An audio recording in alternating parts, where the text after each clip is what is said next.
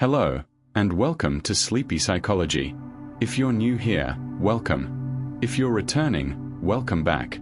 I'm so glad you're here.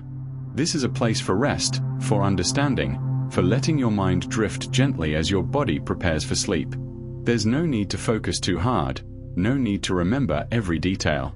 Just let the words flow over you like a gentle stream, soft and continuous.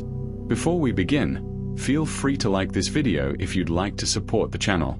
Subscribe if you want more content like this to help you fall asleep. And if you have thoughts or requests for future topics, the comment section is always open. But there's no pressure. You're here to rest, and that's what matters most. Now, find a comfortable position. Adjust your pillows, settle into your blankets, let your body sink into wherever you're lying. Take a slow, deep breath in, and let it out. Again, breathing in and releasing all the tension of the day. Tonight, we're exploring something many of you know intimately, the experience of lying awake at night, unable to quiet your mind. We'll journey through the science of why your thoughts race in the darkness, why sleep feels so elusive, and what's really happening in your brain and body during those long, wakeful hours. But more than understanding it, we're here to find peace with it. Whether you stay awake for the entire journey or drift off somewhere along the way, and I hope you do drift off, you'll absorb what you need and let go of the rest. There's no test tomorrow. No need to remember the details. Just let the information wash over you, creating understanding without effort. So close your eyes, or let them grow heavy. Let your thoughts begin to settle. Let whatever you're feeling right now simply be, without judgment, without resistance. If your mind is racing, that's okay. If sleep feels far away, that's okay too. And let's begin this gentle journey together into the quiet understanding of why your mind won't stop thinking at night, and how, eventually, it will. There's a particular moment that happens every single night. A moment so familiar that most of us barely notice it anymore. It's that instant when you finally settle into bed, when the lights go dim, when the day's momentum comes to a stop. Everything around you grows quiet.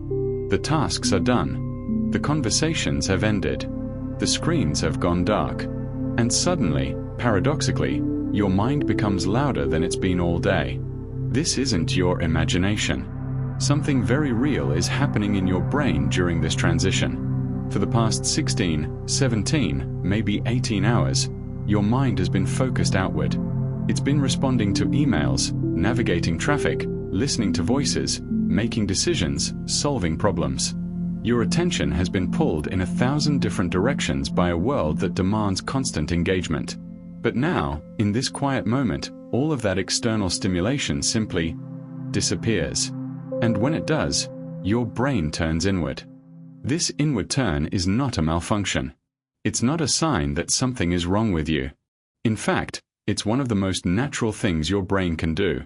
When the external world stops demanding your attention, a specific network of brain regions activates.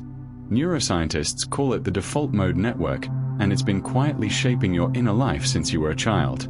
The default mode network is a collection of interconnected brain regions that become active when you're not focused on the outside world.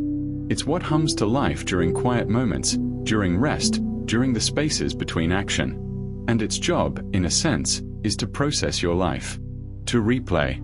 To review, to sort through the accumulated experiences of your day and try to make sense of them. So when you lie there in the darkness, and conversations from earlier suddenly flood back into your mind, that's your default mode network at work. When you remember something you forgot to do, or replay an awkward moment from the afternoon, or find yourself thinking about a decision you need to make tomorrow, your brain is essentially reviewing the day's footage.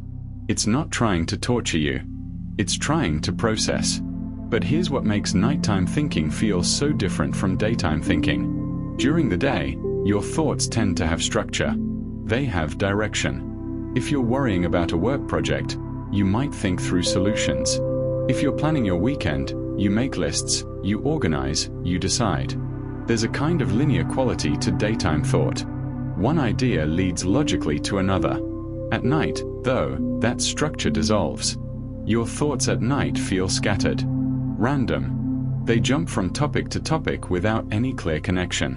You might be thinking about a conversation you had 3 years ago, and then suddenly you're wondering whether you locked the front door, and then you're remembering a song from middle school, and then you're anxious about a meeting next week.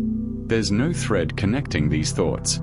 No logical progression. They simply arrive, one after another, like waves lapping at a shore. This randomness can feel unsettling. During the day, when your thoughts wander, you can usually pull them back. You can redirect your attention. You can say, "I need to focus on this right now," and your mind generally complies. But at night, that same sense of control seems to vanish. You tell yourself to stop thinking, and your mind immediately serves up another thought. You try to focus on sleep, and your brain decides this is the perfect time to remember every embarrassing thing you've ever done. The lack of direction, the absence of structure, makes nighttime thinking harder to control than daytime anxiety. Daytime anxiety, as uncomfortable as it is, usually has a target. You're anxious about something specific: a presentation, a relationship, a decision. And because there's a target, there's often something you can do about it, or at least something you can tell yourself about it. You can problem solve. You can make a plan. You can reason with yourself. But nighttime thinking doesn't work that way.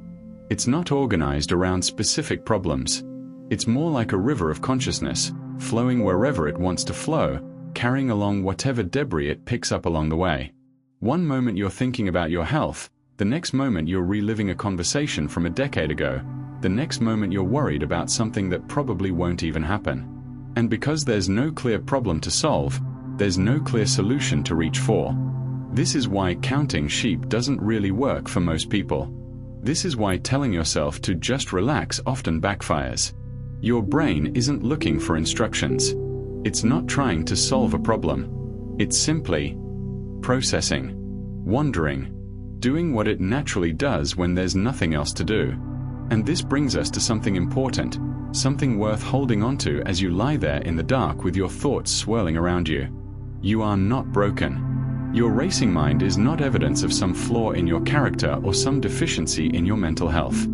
What you're experiencing is exactly what your brain evolved to do when left alone in the quiet and the dark. For most of human history, nighttime was dangerous. Our ancestors didn't have locks on their doors or alarm systems or well-lit streets. Darkness meant vulnerability. And so the brain developed a kind of vigilance, a tendency to review and assess and stay partially alert even during rest. That ancient circuitry is still with you. When your mind won't stop thinking at night, part of what you're experiencing is an evolutionary inheritance, a safety mechanism that once kept your ancestors alive. Of course, you're not actually in danger as you lie in your bed. There's no predator lurking outside, no rival tribe approaching in the darkness. But your brain doesn't entirely know that. The default mode network activates, the thoughts begin to flow, and somewhere deep in your neural architecture, an ancient part of you is doing exactly what it was designed to do. Staying watchful, staying aware, reviewing the day for threats and opportunities and unfinished business. Understanding this doesn't make the thoughts stop, but it can change how you relate to them. Instead of fighting against your mind, instead of feeling frustrated with yourself for thinking too much, you can recognize that this is simply what minds do. This is the brain being a brain. And there's a certain kind of peace available in that recognition. Because when you stop treating your thoughts as the enemy, when you stop trying to force them into silence, something interesting can happen. The thoughts are still there. They're still random, still scattered, still jumping from topic to topic. But they begin to feel less urgent, less demanding. They become more like background noise, like rain on a window, something happening nearby but not necessarily something you need to engage with. Your mind won't stop thinking at night. That's just true. It's part of being human. But you don't have to be at war with it. You can let the thoughts come and go, rise and fall, appear and dissolve, while you simply rest in the darkness, knowing that this quiet chaos is exactly what your brain is supposed to do when everything slows down and the world outside goes still. This is the beginning of understanding why sleep can feel so elusive, and why the mind behaves the way it does in those vulnerable hours. But there's so much more to explore, so much more to understand about what's really happening in those moments when you're lying there, wanting rest, and finding instead a mind that won't quite settle. So let's go deeper. Let's explore what happens next, as the night unfolds and your brain continues its ancient work. As the night deepens, something shifts in the landscape of your mind. You might have noticed this before, even if you've never quite put it into words. A problem that seemed manageable during the afternoon suddenly feels insurmountable at midnight. A worry that you brushed aside over breakfast becomes crushing at 2 in the morning. It's as if the very nature of your thoughts changes after dark, becoming heavier, more intense, more difficult to escape. This isn't just your perception. This is your brain physically changing its patterns of activity as the day turns to night. There's a region of your brain called the prefrontal cortex.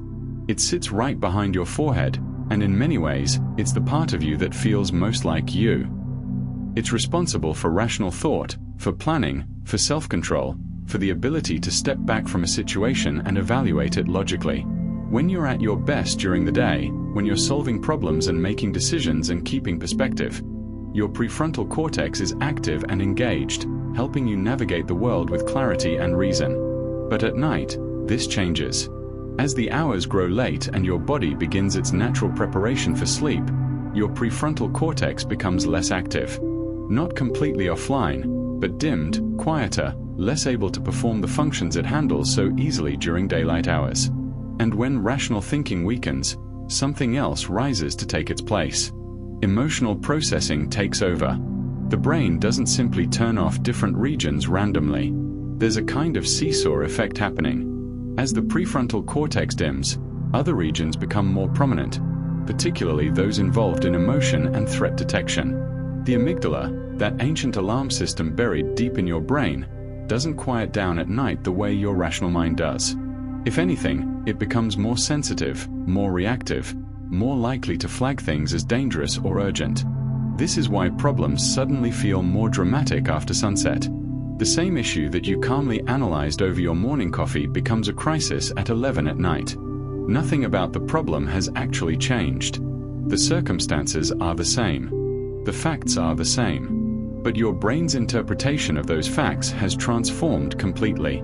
During the day, when someone says something that bothers you, your prefrontal cortex helps you contextualize it.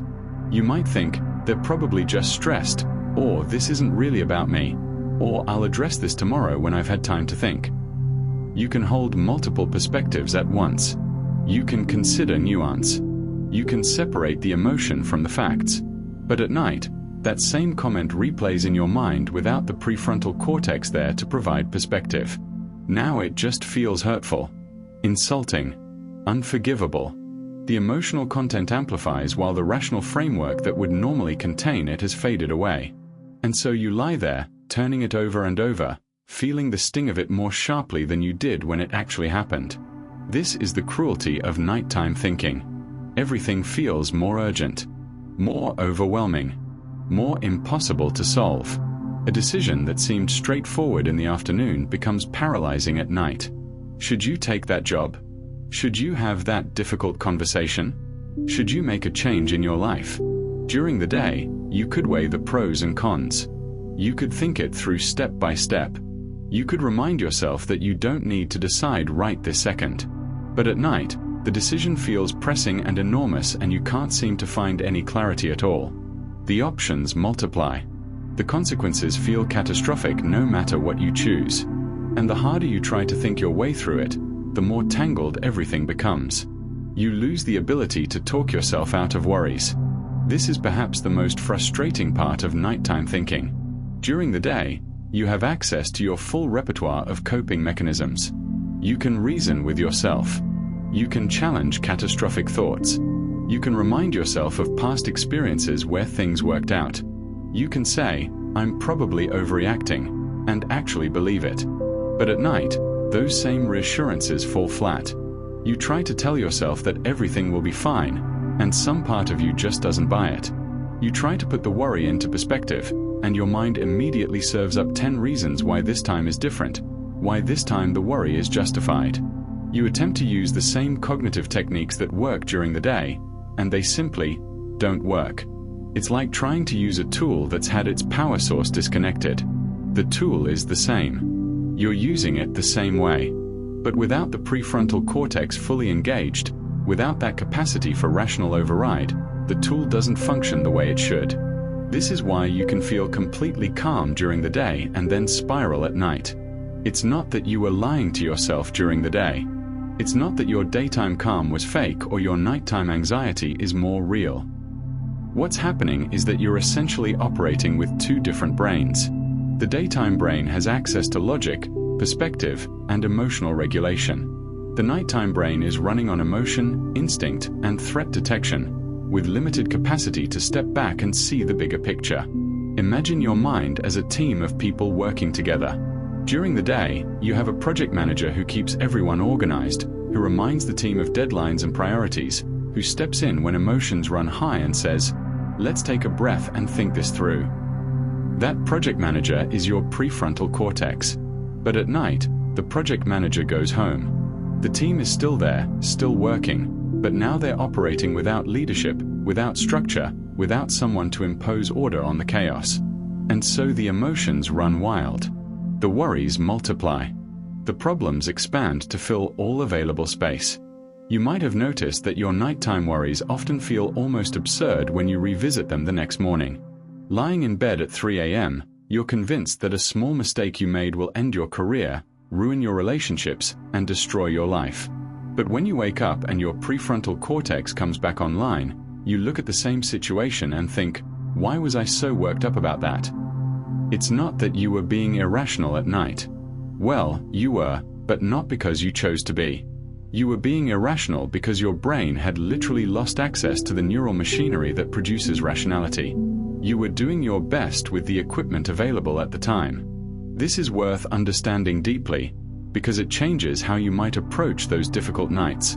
When you're lying there at midnight and your mind is spiraling and you can't seem to get perspective on anything, you're not failing at thinking. You're not weak or broken or incapable. You're simply experiencing the natural rhythm of your brain, which shifts modes as the day turns to night. For millions of years, this pattern served a purpose. When our ancestors lay down to sleep in environments where danger was real and present, it made sense for the emotional, vigilant parts of the brain to stay active. The prefrontal cortex's tendency to rationalize and minimize threats might have been a liability in the dark. Better to be jumpy, alert, emotionally reactive. Better to treat every sound as a potential predator than to logic yourself into a false sense of security. But you're not sleeping in the wilderness. There's no predator circling your camp.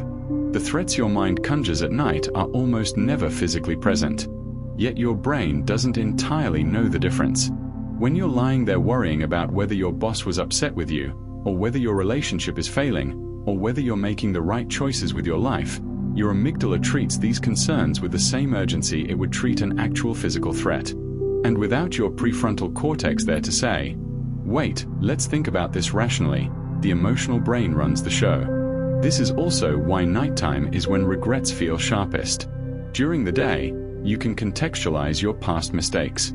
You can remember that you were doing your best with the information you had.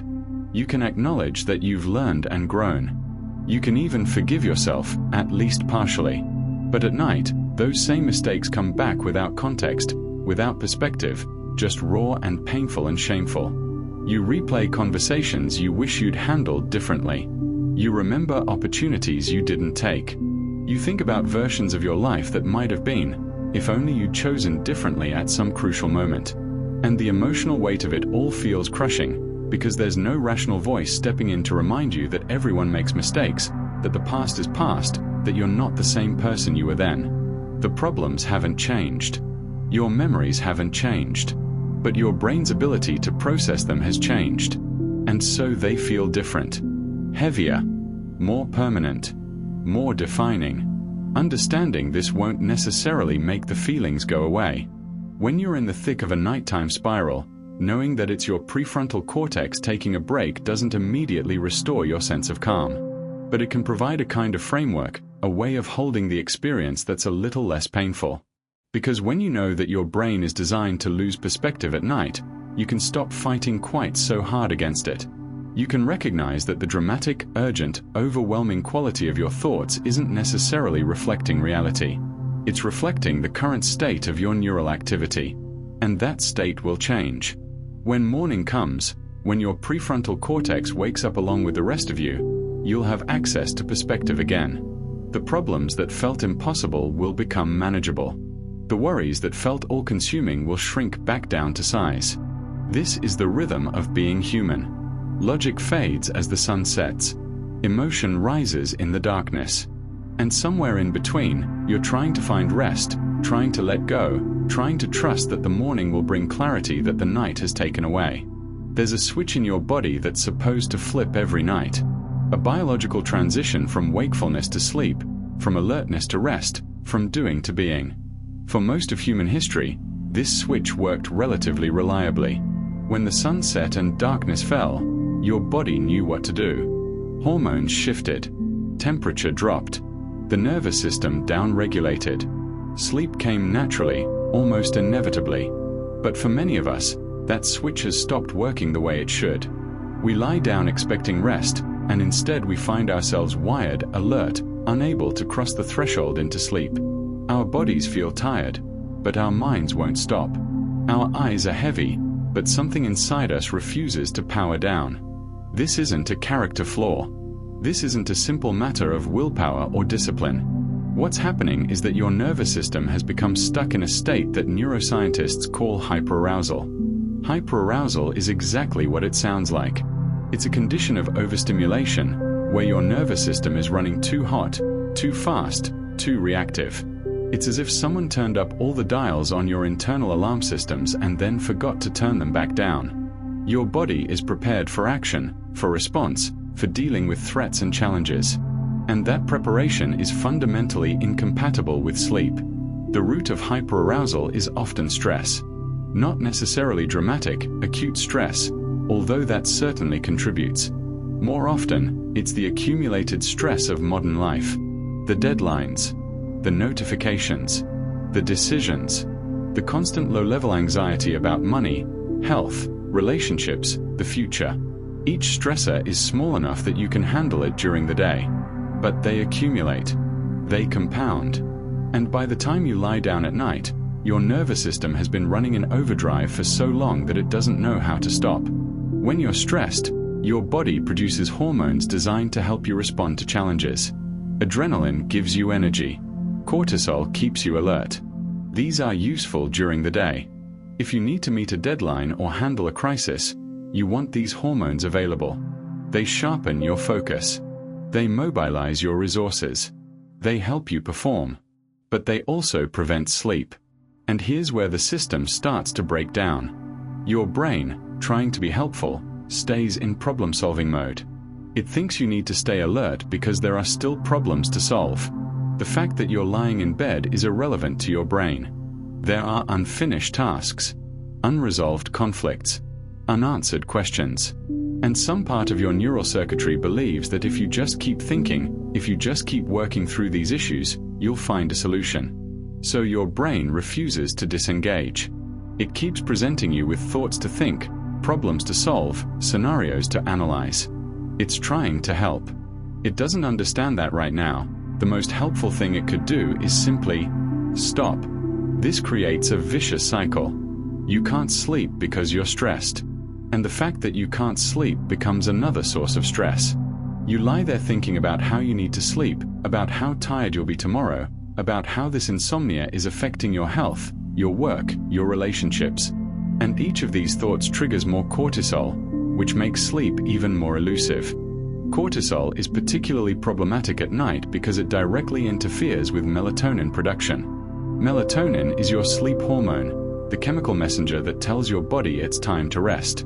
Under normal circumstances, melatonin levels begin to rise as darkness falls. This rising melatonin makes you feel drowsy, lowers your body temperature, and prepares all your systems for sleep. But cortisol blocks this process. When cortisol levels are elevated, melatonin can't rise the way it should. And without adequate melatonin, your body never gets the signal that it's time to sleep.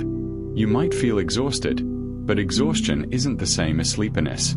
Exhaustion is depletion. Sleepiness is a biological state, a specific configuration of hormones and neurotransmitters that your body needs in order to transition into sleep. And when cortisol is blocking melatonin, that configuration never materializes.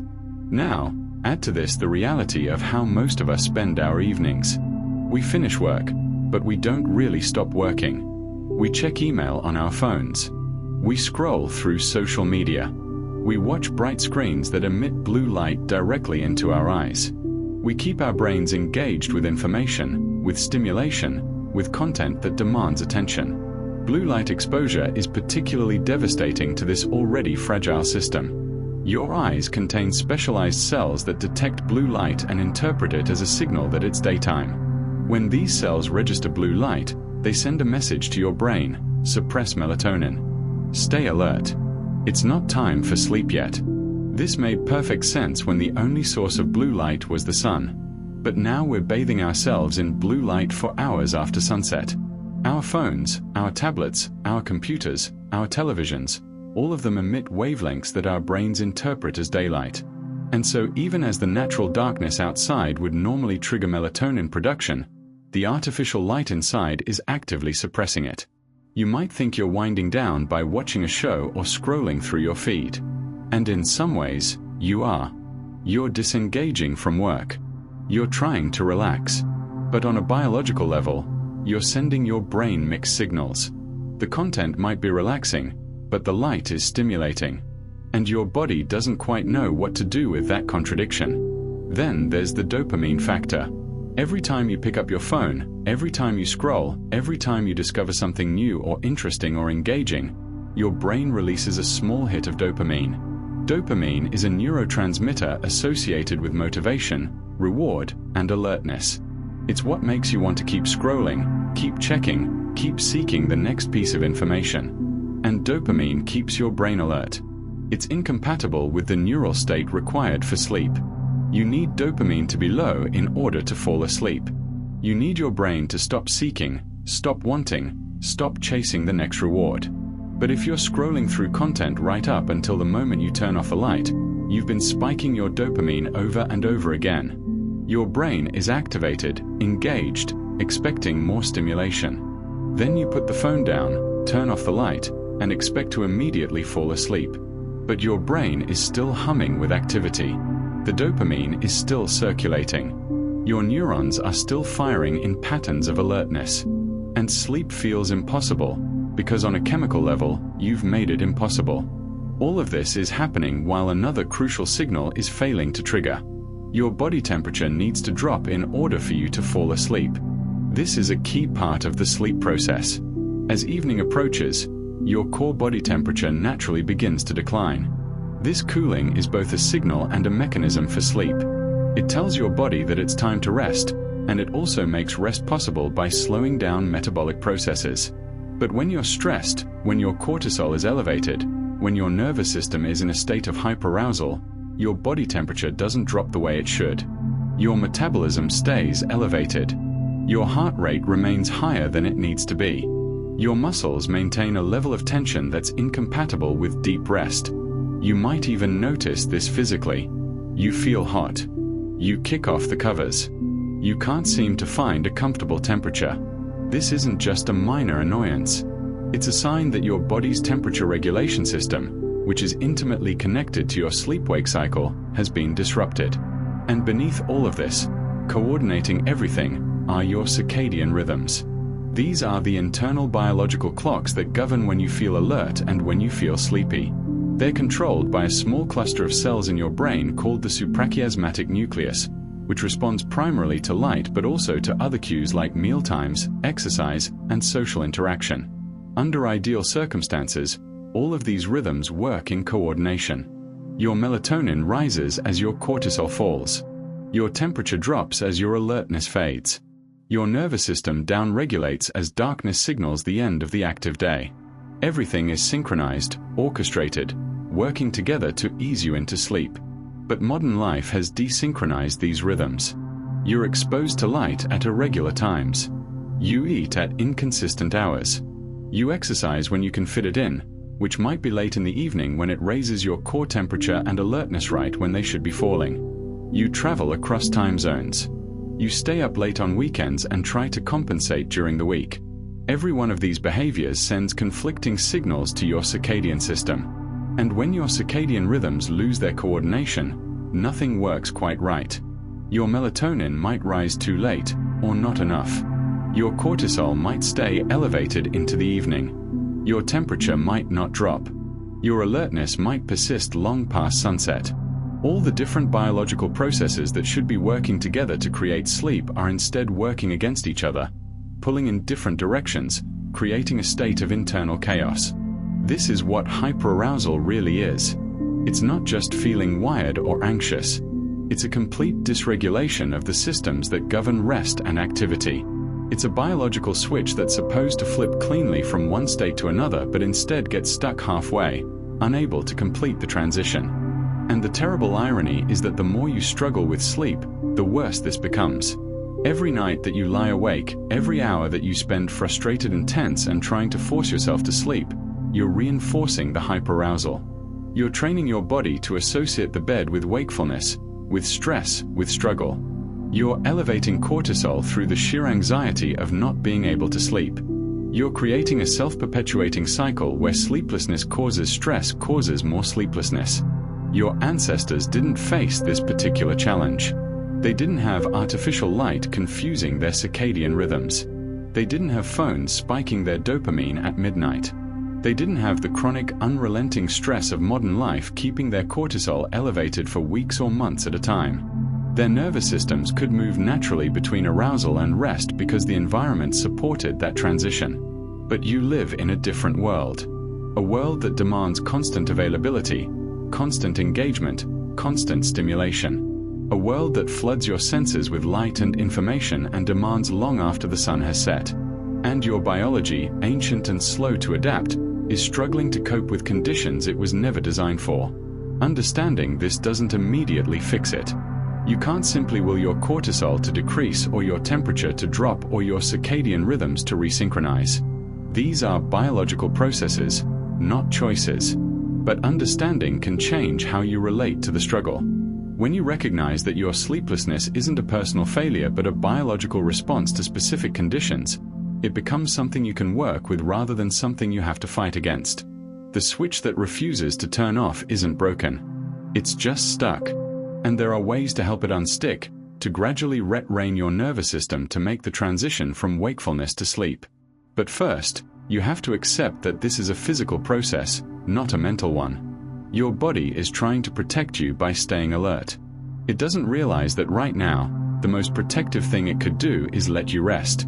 Somewhere in the darkness, as you lie there wired and wakeful, your body is still trying to do what it evolved to do.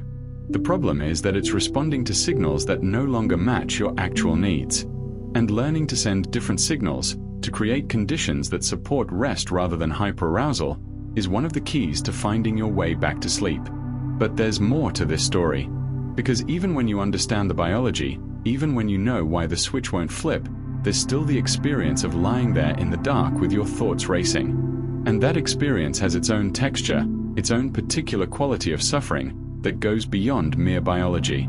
Beneath the surface of your awareness, beneath the thoughts and worries and frustrations that fill your mind as you lie awake, there's an invisible chemistry at work. Molecules you've never seen, neurotransmitters with names you might barely recognize, are conducting a symphony that determines whether you'll sleep or remain awake. And right now, as you lie there in the darkness unable to rest, that chemistry has gone wrong in ways you can't directly perceive. You can feel the effects, of course. The racing thoughts, the quiet alertness, the sense that sleep is somehow just out of reach. But you can't feel the norepinephrine coursing through your brain, maintaining a state of vigilance that should have faded hours ago. You can't sense the serotonin levels that remain elevated when they should be declining.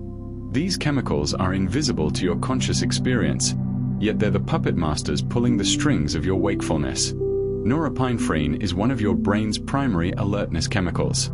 During the day, it helps you focus, respond to challenges, stay engaged with the world around you. It sharpens your attention. It prepares your body for action. When you need to be awake and aware, norepinephrine is part of what makes that possible. But norepinephrine is supposed to decrease at night. As your body prepares for sleep, as melatonin rises and darkness signals the end of the active day, norepinephrine should decline. Your brain should stop producing it at such high levels. The neurons that release it should quiet down, becoming less active, allowing other systems to take over. Except sometimes they don't. Sometimes those neurons keep firing, keep releasing norepinephrine, keep maintaining a baseline level of alertness that's incompatible with sleep.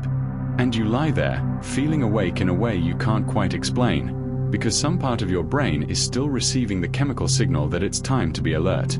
Serotonin works in a similar way, though its role is more complex. Most people know serotonin as the happiness chemical, and while that's an oversimplification, serotonin does play a crucial role in mood regulation. But it's also deeply involved in the sleep-wake cycle. During wakefulness, certain serotonin neurons remain active, contributing to your sense of calm awareness. As sleep approaches, these neurons should become less active, allowing your brain to transition into sleep states. When serotonin remains elevated into the night, you experience a particular quality of wakefulness. Not necessarily anxious or agitated, but alert, present, unable to drift into the looseness of consciousness that precedes sleep. Your thoughts remain clear, perhaps too clear. You're aware of everything, the texture of the sheets, the ambient sounds of the house, the subtle sensations in your body. This heightened awareness feels almost meditative, except that it's preventing exactly what you need most. But perhaps the most crucial player in this chemical drama is histamine. Yes, the same histamine involved in allergic reactions, the reason antihistamines make you drowsy. But in your brain, histamine has a very different, very specific job. It's produced by a small cluster of neurons deep in your brain, and these neurons serve as your central wakefulness center. When histamine neurons are active, you're awake. It's almost that simple. They don't just contribute to wakefulness, they're essential for it. And here's the critical thing. These neurons should shut down completely for sleep to begin. Not just reduce their activity, not just dial down a little, but actually stop firing entirely. Sleep cannot properly initiate while histamine neurons remain active. Think about what this means. Every moment you lie there awake, unable to sleep despite your exhaustion, a small population of neurons in your brain is still firing, still releasing histamine, still broadcasting the signal for wakefulness. You can't will these neurons to stop. You can't think your way into silencing them. They operate according to their own logic, responding to signals and conditions that exist far below the level of conscious control. And here's what makes this particularly insidious. Histamine creates a specific kind of wakefulness. Not the panicked, heart-racing alertness of a stress response. Not the jittery overstimulation of too much caffeine. Instead, histamine produces what scientists call calm alertness. A quiet, clear-headed state of being awake. Your thoughts can race, but they race smoothly, without the jagged edges of anxiety. You feel wakeful, but not necessarily distressed about it. This explains something you might have noticed about your nighttime thinking. Even when you're lying there unable to sleep, even when your mind won't stop churning through thoughts, you might not feel panicked or terrified. You might just feel awake, alert, unable to cross over into sleep despite wanting nothing more than rest. The quality of this wakefulness is distinctly different from daytime anxiety, and that difference is largely due to histamine. Your thoughts race, but they race calmly. You're processing, reviewing, considering, without the sharp edge of fear or the physiological signs of panic. Your heart rate might be normal. Your breathing might be steady. But you're simply, frustratingly, completely awake. And no amount of trying to relax seems to change it, because the histamine neurons aren't responding to your desire to sleep. They're responding to other signals, other conditions in your brain and body that are telling them to stay active. Now add another chemical to this mix, orexin. Orexin is a neuropeptide, a type of signaling molecule that plays a crucial role in maintaining wakefulness and regulating sleep-wake transitions. Orexin neurons are particularly interesting because they serve as a bridge between your stress systems and your arousal systems. They link stress directly to wakefulness. When you're stressed, when your body is responding to challenges or threats or unresolved problems, orexin neurons become more active. They receive signals from stress-related brain regions and, in response, they promote wakefulness. They help ensure that you stay alert when your brain believes you need to be alert.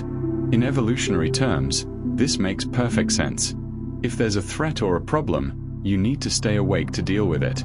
Falling asleep in the middle of a crisis would be dangerous. But in modern life, the threats your brain perceives are rarely the kind that require staying awake.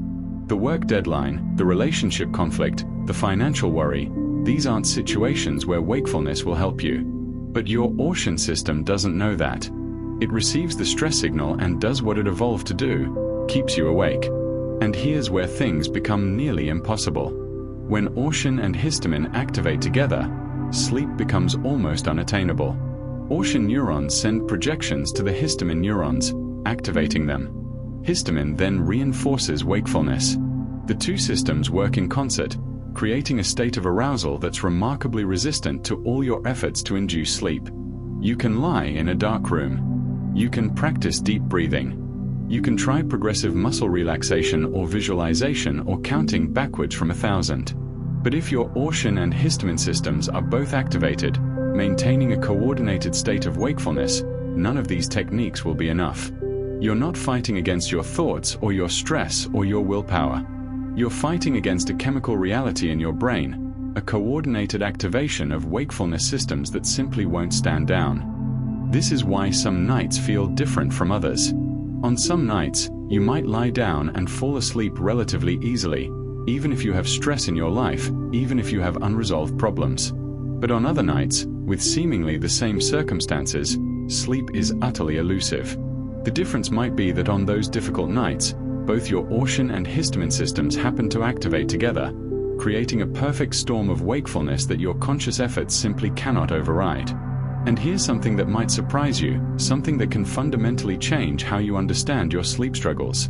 Some people are genetically predisposed to this pattern. Your genes, inherited from your parents, contain instructions for how your brain builds and operates these neurotransmitter systems.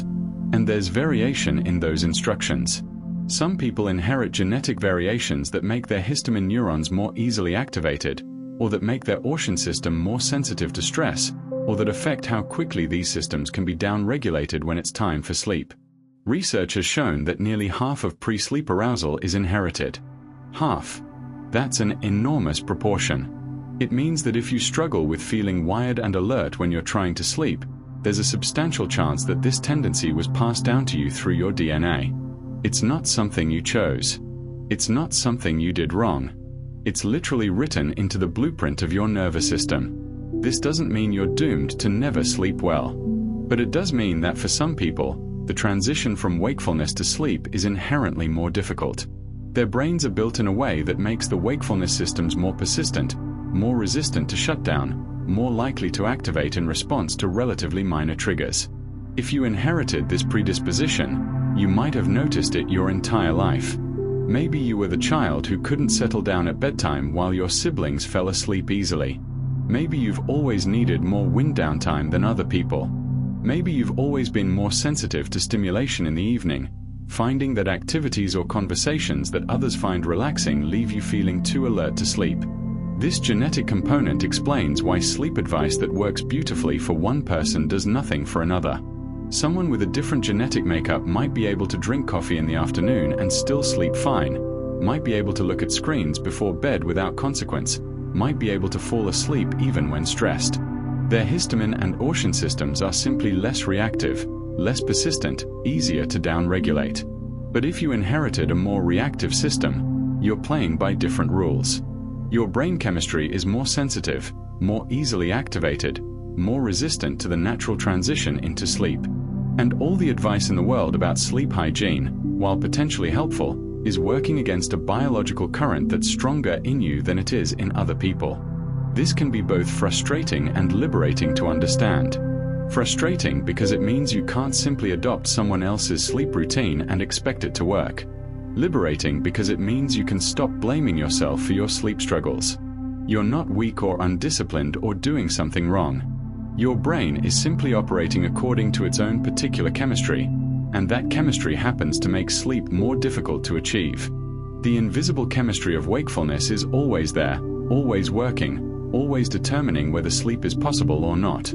You can't see the norepinephrine or the serotonin or the histamine or the ocean. You can only feel their effects. The quiet alertness. The racing thoughts that somehow don't feel panicked. The sense that sleep is somewhere just beyond your reach, no matter how tired you are. And when stress activates your Ortion system, which then activates your histamine system, which creates a state of calm but persistent wakefulness, you're not just dealing with thoughts or worries or psychological patterns. You're dealing with a coordinated chemical state that exists whether you're aware of it or not, whether you want it or not, whether you're trying to change it or not. Your body is doing what it's built to do. The wakefulness systems that served your ancestors well, that kept them alert when alertness meant survival, are still operating in you. And if you inherited particularly sensitive or persistent versions of these systems, then you're experiencing the modern consequence of ancient biology, chemistry designed for a different world now expressing itself in yours. The neurons keep firing, the chemicals keep flowing, and you keep lying there in the dark, feeling the effects of processes you cannot see, waiting for a chemical shift that refuses to come. There's a particular kind of suffering that happens in the middle of the night, and it has nothing to do with the original thoughts that were keeping you awake. It's the suffering that comes from fighting those thoughts, from trying to push them away, from desperately attempting to empty your mind so that sleep can finally arrive. You know the feeling. A thought appears. Maybe it's a worry about tomorrow, or a memory from the past, or just some random mental debris that floated to the surface. And your immediate response is to try to get rid of it. You tell yourself, don't think about that. Think about something else. Clear your mind. Focus on your breathing. Just stop thinking. And what happens? The thought comes back stronger, more persistent, more intrusive than before. This isn't your fault. You're not doing something wrong. You're running headfirst into one of the most fundamental quirks of how the human mind works. Trying to force thoughts away strengthens them. It's a psychological principle that's been demonstrated in laboratories countless times, but it's one that most of us have to learn through painful experience, night after night, as we lie there trying to not think about the very things we can't stop thinking about. The mechanism behind this is surprisingly simple. Your brain uses a monitoring process to check whether you're successfully suppressing a thought. In order to verify that you're not thinking about something, your brain has to periodically check for that thought. And every time it checks, it reactivates the thought. It brings it back into awareness, if only to confirm that yes, you're still trying not to think about it. It's like telling someone not to think about a pink elephant. The moment those words are spoken, a pink elephant appears in their mind. Because in order to understand what you're not supposed to think about, you have to think about it. And then, in order to monitor whether you're successfully avoiding the thought, you have to keep checking, which means you keep thinking about it.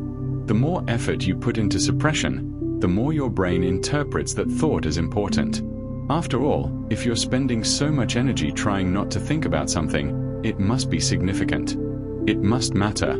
It must be something worth paying attention to. And so your brain, trying to help, makes that thought more accessible, easier to retrieve, more likely to pop into awareness. This is the classic pink elephant effect, and it plays out every single night for people struggling to sleep. You tell yourself not to think about work, and suddenly work is all you can think about. You try to push away anxiety about tomorrow, and the anxiety intensifies. You attempt to clear your mind completely, and your mind fills with more thoughts than ever, as if in rebellion against your efforts to empty it. But it gets worse. Because once you've been lying there awake for a while, once you've noticed that you're not sleeping, a new thought enters the mix, the thought about not sleeping itself. And now you're not just dealing with the original worries or thoughts that were keeping you awake. You're dealing with worry about the fact that you're awake. You start thinking about how tired you'll be tomorrow, about how this is the third night this week you haven't slept well, about how your insomnia is affecting your health, your mood, your performance at work, about how you used to sleep fine and now you can't seem to get it back. Each of these thoughts is itself a form of worry, a source of stress, and each one triggers its own cascade of arousal in your nervous system. This worrying about not sleeping becomes another layer of arousal on top of whatever was keeping you awake in the first place. Your cortisol rises a little more. Your heart rate increases slightly. Your body tenses. And sleep, which was already elusive, becomes even more impossible. You're now in a situation where the insomnia itself has become the primary source of stress. Even if the original worry or thought that woke you up has faded, Even if you've resolved whatever problem was on your mind, you're still awake because you're stressed about being awake. The condition has become self-perpetuating. And then, inevitably, you start thinking about your thinking. You notice that your mind won't stop. You observe the stream of thoughts flowing through your consciousness. You become aware that you're lying there thinking instead of sleeping. And you start to think about that fact. You think about the fact that you're thinking. You analyze your own mental state. You wonder why your brain won't shut off. You criticize yourself for not being able to control your thoughts. This is metacognition, thinking about thinking. And in the context of trying to fall asleep, it creates a particularly vicious feedback loop. Because now you're not just experiencing thoughts. You're experiencing thoughts about your thoughts. You're not just awake, you're aware that you're awake and analyzing that awareness. You've created multiple layers of mental activity, each one observing and commenting on the layer below it. Your mind has turned inward on itself, creating a spiral of self-observation that generates more and more mental activity when what you desperately need is less. This metacognitive spiral is one of the primary mechanisms that fuels chronic insomnia. People who struggle with persistent sleep problems often develop a heightened awareness of their own thought processes. They become experts at noticing when they're thinking too much, at catching themselves in the act of worrying, at observing the quality and content of their nighttime thoughts. And all of that noticing, all of that awareness, is itself a form of mental activity. It keeps the brain engaged, active, awake. You can't observe your thoughts without thinking. You can't monitor your mental state without creating mental activity. And so every attempt to manage your thinking, every effort to observe and control and adjust your mental processes, adds fuel to the fire you're trying to extinguish. You might notice this playing out in real time as you lie there. A thought appears. You notice it. You think, there I go again, thinking when I should be sleeping. You feel frustrated with yourself. You wonder why you can't just let thoughts go. You remember reading somewhere that you're supposed to acknowledge thoughts and let them pass, so you try to do that, which means you're now thinking about the proper technique for dealing with thoughts, which is itself a thought, which you then notice and feel frustrated about. Each layer of awareness creates another layer of mental activity. Each observation generates something new to observe. It's like trying to quiet a room by constantly asking everyone if they're being quiet yet. The asking itself is noise. The checking itself is activity. And the terrible paradox is that the more you care about sleeping, the harder it becomes. The more important sleep is to you, whether because you have something important tomorrow or because you've been struggling with insomnia for so long that sleep has become precious, the more pressure you put on yourself to fall asleep. And that pressure creates arousal. It creates stress. It creates the very conditions that prevent sleep from occurring. People who sleep well don't try to sleep. They don't monitor whether they are falling asleep. They don't check in with themselves to see if they're getting sleepy yet. They just lie down and, relatively soon, they're asleep. They're not aware of the transition. They're not thinking about the process. They're certainly not worried about whether it will happen. But once you've developed sleep problems, you've lost that innocence. You can't not care about sleep anymore. You can't just lie down and trust that it will happen. You know it might not. And so you monitor. You check. You try. And every bit of trying pushes sleep further away. This is why sleep is such a strange goal. It's something you can't achieve through effort. You can't force yourself to sleep the way you can force yourself to finish a task or solve a problem. Sleep requires a kind of surrender, a letting go, an absence of trying. But when you desperately need sleep, when you're lying there exhausted and frustrated and worried about tomorrow, surrender is the last thing that feels possible. So you keep trying. You try different positions.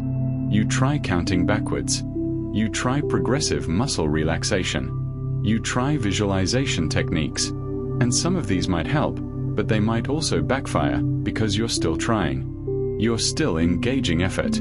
You're still doing something when what sleep requires is not doing.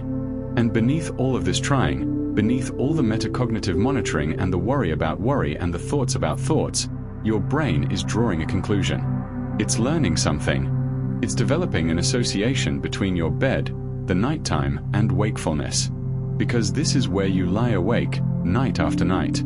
This is where you experience frustration and effort and struggle. This is where the fighting happens. Your bed, which should be associated with rest and safety and ease, becomes associated with arousal and stress and mental battle. And that association makes everything harder. Because now, when you lie down to sleep, your brain already expects struggle. It's already preparing for the fight. The context itself has become a trigger for the very wakefulness you're trying to escape.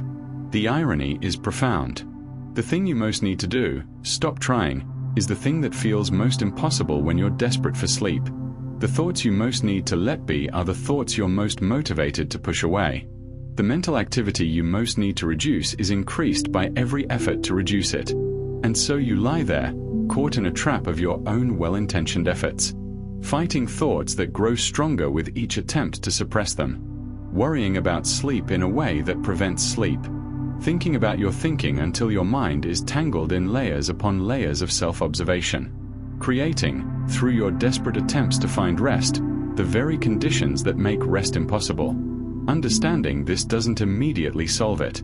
Knowing that trying makes it worse doesn't mean you can instantly stop trying.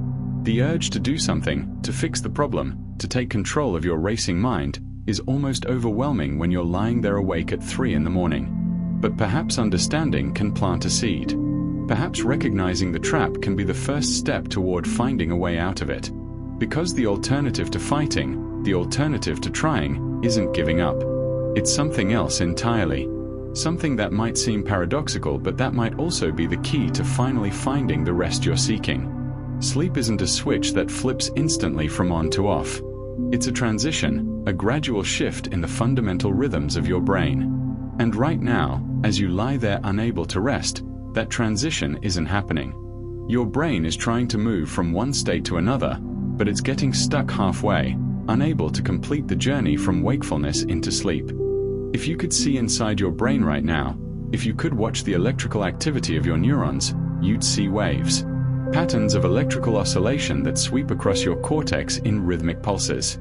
These brainwaves change their frequency depending on your state of consciousness, and the transition from wakefulness to sleep is marked by a very specific shift in these rhythms.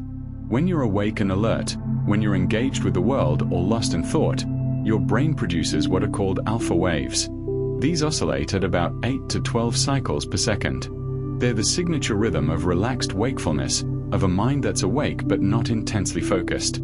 If you're sitting quietly with your eyes closed during the day, just resting but not sleeping, alpha waves dominate your brain's electrical landscape. For sleep to begin, your brain needs to shift from alpha waves to theta waves. Theta waves are slower, oscillating at about 4 to 8 cycles per second. They're the rhythm of drowsiness, of that twilight state between waking and sleeping. When theta waves begin to dominate, you're drifting. Your thoughts become less coherent. Your awareness of the external world fades. You're crossing the threshold into sleep. But racing thoughts keep alpha waves active. Every time your mind engages with a thought, every time you follow a train of reasoning or worry through a scenario or replay a conversation, you're generating alpha activity. You're maintaining the electrical rhythm of wakefulness even as your body grows tired, even as other systems try to prepare for sleep. And so your brain gets stuck. It's trying to slow down, trying to shift into the theta rhythms that would allow sleep to begin, but the ongoing mental activity keeps pulling it back into alpha. It's like trying to shift gears in a car while keeping your foot on the accelerator. The engine wants to slow down, but you're still feeding it power, still maintaining a speed that's incompatible with the lower gear. This creates a phenomenon that sleep researchers call alpha intrusions. Even when you do manage to drift towards sleep, even when theta waves begin to appear, bursts of alpha activity keep interrupting. These intrusions sabotage the deepening of sleep. They pull you back toward wakefulness, preventing your brain from settling into the sustained slower rhythms required for truly restorative rest. You might experience this as a kind of hovering. You feel like you're almost asleep, like you're right on the edge, but you can't quite cross over. You drift for a moment, and then you're suddenly aware again, back in your thoughts, back in alpha, back in wakefulness. And then you try again, and again the same thing happens. You're caught in a liminal space, stuck between two states, unable to fully commit to either one. Your brain is literally stuck between wakefulness and rest, The alpha waves won't fully give way to theta. The electrical rhythms can't establish the sustained slower patterns that define sleep. And so you remain suspended, experiencing what might be the most frustrating state of all. Too awake to sleep, too tired to be fully conscious, trapped in an in-between that offers neither rest nor clarity. Part of what makes this so difficult is that different parts of your brain shut down at different rates. Sleep doesn't happen all at once across your entire brain. It's more like a wave moving across different regions, with some areas quieting before others. And the region that's last to shut down, the region that clings to wakefulness longest, is your prefrontal cortex. The prefrontal cortex, as we discussed earlier, is responsible for rational thought, planning, self-control. It's also deeply involved in self-awareness and conscious deliberation. And it's remarkably persistent. Even when other brain regions have begun their transition into sleep, even when your sensory processing has dimmed and your motor systems have relaxed, your prefrontal cortex can still be active, still generating thoughts, still maintaining awareness. This is why thinking persists long after other systems are ready for sleep. Your body might be relaxed. Your breathing might have slowed. Your eyes might be closed and still. But your mind is still going, still processing, still aware. The prefrontal cortex is still online, still doing what it does, and as long as it remains active, the full transition into sleep cannot occur. You can feel this discrepancy. Your body feels ready for sleep. It feels tired, heavy, settled. But your mind is alert in a way that doesn't match your physical state. There's a disconnect between the readiness of your body and the activity of your brain, and that disconnect is partly because your prefrontal cortex is holding on, refusing to power down even when everything else is trying to let go. And here's the cruel truth: you can't force it to shut down. You can't think your way out of thinking. You can't use your prefrontal cortex to turn off your prefrontal cortex. It's like trying to use a light to create darkness. The very act of trying involves the exact brain regions that need to become inactive. This is why falling asleep cannot be rushed. Just as waking up takes time, that gradual emergence from sleep where you slowly regain consciousness and awareness and function, falling asleep also requires time. Your brain needs to gradually downregulate. The alpha waves need to slowly give way to theta. The prefrontal cortex needs to gradually reduce its activity. None of this can be hurried. But when you're lying there desperate for sleep, when you have to be up in 5 hours and you're still awake, patience is the last thing you feel capable of. You want sleep now. You need it now. And so you try to rush the process, to force the transition, to make your brain shift states through sheer will. And every bit of that trying is prefrontal cortex activity. Every moment of willing yourself to sleep is the very mental activity that prevents sleep. You're trying to use the waking brain to create the sleeping brain, and it simply doesn't work that way. Think about what happens when you do fall asleep successfully. You don't remember the exact moment it happens. There's no clear transition point where you can say, "Now I'm awake, now I'm asleep." Instead, there's a gradual fading. Your thoughts become looser, more dreamlike. Your awareness of your surroundings dims. You drift in and out of coherence. And at some point, without you noticing exactly when, you've crossed over. That crossing over happens when your brainwaves finally shift, when alpha gives way to theta and then to the even slower delta waves of deep sleep. It happens when your prefrontal cortex finally quiets. It happens when the electrical rhythms of your brain synchronize into the patterns that define sleep. But none of this happens because you decided it should. It happens when the conditions are right, when your brain is ready, when the transition can finally complete itself. Racing thoughts prevent that transition because they maintain the wrong electrical pattern. Each thought generates activity. Each worry creates neural firing. Each replay of a conversation or anticipation of tomorrow keeps the alpha waves dominant. And as long as those faster rhythms persist, the slower rhythms of sleep cannot take hold. You might notice that the quality of your thoughts changes as you lie there. Early in the night, when you first go to bed, your thoughts might be relatively coherent. You're thinking through actual problems, following logical progressions, engaging in something that resembles daytime thinking. But as the night wears on, as you grow more tired, your thoughts become stranger, more fragmented, less logical. They start to take on a dreamlike quality, jumping between topics in ways that don't quite make sense. This is actually a sign that theta waves are beginning to intrude into your waking consciousness. Your brain is trying to transition. The boundaries between waking thought and dream are starting to blur. But then you notice this happening, you become aware that your thoughts are getting weird, and that awareness itself is alpha activity. It's your prefrontal cortex observing your mental state.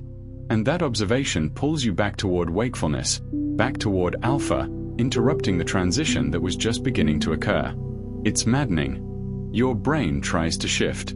You notice it shifting. The noticing prevents the shift. You're back to alpha waves, back to wakeful awareness, back to lying there knowing you're awake when you desperately want to be asleep. And the longer this goes on, the more frustrated you become, the more you're convinced that sleep is impossible tonight, the more arousal you generate. Your brainwaves reflect this arousal. The alpha activity intensifies. The alpha intrusions become more frequent. The window for theta waves to establish themselves becomes narrower and narrower. There's a reason that sleep comes more easily when you're not trying. When you're doing something else entirely, reading a book, watching a show, sitting in a boring meeting, sleep can sneak up on you. Your brain isn't focused on trying to sleep, and so it's free to actually do it. The prefrontal cortex is occupied with whatever you're doing, and in that occupied state, it can gradually wind down without you noticing. The alpha waves can fade into theta without your awareness interrupting the process. But lying in bed, focused on sleep, aware of every moment that passes without sleep arriving, you've created the exact conditions that prevent the transition from happening. Your brain can't shift from alpha to theta because you're too aware of trying to make that shift. Your prefrontal cortex can't shut down because it's actively engaged in the project of trying to sleep. The electrical rhythms of your brain, invisible and automatic during the day, have become an obstacle at night. The very mechanisms that should naturally transition from waking to sleeping are stuck, held in place by the mental activity you can't seem to stop. And no amount of wanting it to be different, no amount of trying to force the change, will alter the fundamental truth. Brainwaves shift when they're ready to shift, not when you decide they should. Somewhere in the darkness, your brain is still trying, still attempting to slow down, to transition, to find its way into the rhythms of sleep. But it can't get there while you're watching, while you're trying, while you're maintaining the very patterns of activity that need to fade. The journey from waking to sleeping is one you can only complete by stopping the journey, by giving up the effort, by allowing the transition to happen in its own time and its own way. There's a cruel paradox that plays out in the darkness of sleepless nights. You're exhausted, deeply, profoundly tired. You can feel the fatigue in your bones, in the heaviness of your limbs, in the way your eyes burn and your body aches for rest. By every measure, you should be able to sleep. You need to sleep. Your body is screaming for sleep. And yet, you lie there utterly wakeful, as if exhaustion and sleepiness were two completely different things. Because they are. Throughout the day, from the moment you wake up until the moment you finally lie down at night, a chemical called adenosine has been accumulating in your brain. Adenosine is a byproduct of neural activity, of your brain cells doing their work, burning energy, keeping you conscious and functional. Every thought you think, every action you take, every moment of wakefulness adds a little more adenosine to the levels circulating in your brain. This adenosine creates what sleep researchers call sleep pressure. The more adenosine that builds up, the stronger the signal to sleep becomes. It's like a weight accumulating throughout the day, growing heavier and heavier, pulling you toward rest. By late evening, after 16 or 17 hours of wakefulness, your adenosine levels should be high enough that the pressure to sleep feels almost irresistible.